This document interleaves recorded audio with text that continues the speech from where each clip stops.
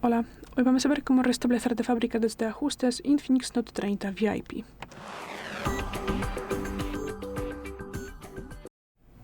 Bueno, pues antes de eso vale la pena hacer una copia de seguridad y también se puede transferir los datos más importantes a otros dispositivos o a las aplicaciones de carácter nube.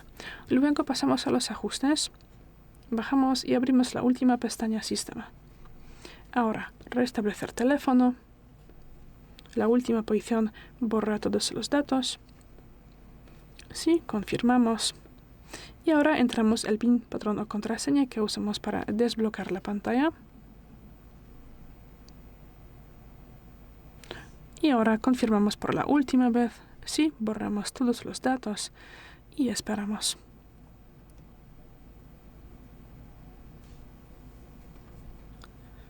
Vale, y ya es todo. Lo que vemos ahora es la configuración inicial.